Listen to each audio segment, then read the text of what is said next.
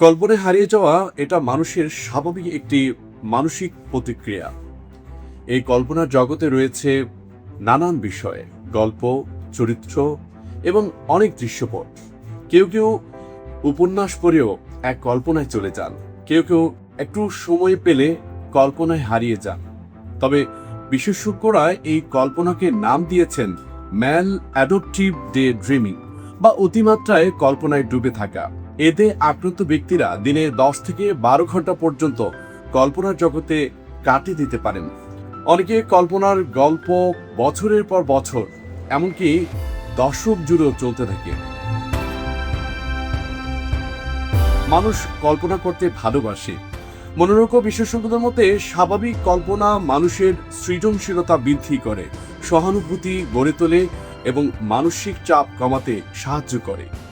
তবে সমস্যা শুরু হয় তখন যখন মানুষ কল্পনাকে নিয়ন্ত্রণ করতে পারে না এবং কল্পনায় তার দৈনন্দিন জীবনকে প্রভাবিত করতে শুরু করে।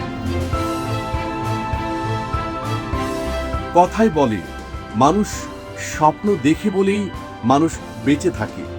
একেবারে অন্তিম মুহূর্তেও মানুষ কিন্তু কল্পনা করে বেঁচে থাকার স্বপ্ন, এবং এই কল্পনা নিয়ে মানুষের জীবনযাত্রা। গবেষণায় দেখা গেছে বিশ্বে প্রায় 2 থেকে 4% মানুষ এই সমস্যায় ভুগতে পারেন। অনেক ক্ষেত্রে এর পেছনে শৈশবের একাকিত্ব, মানসিক আঘাত কিংবা সামাজিক চাপের ভূমিকা থাকে। বাস্তব জীবনে কষ্ট থেকে মুক্তি পেতে অনেকেই কল্পনার জগতে হারিয়ে যায়। তাই অনেকেই বলেন যে মানুষ কল্পনা দেখি বেঁচে থাকে। এই অবস্থায় থাকা ব্যক্তিরা প্রায় দীর্ঘ সময় একা থাকেন, গান শোনেন অথবা একই ধরনের শারীরিক নড়াচড়া বারবার করেন।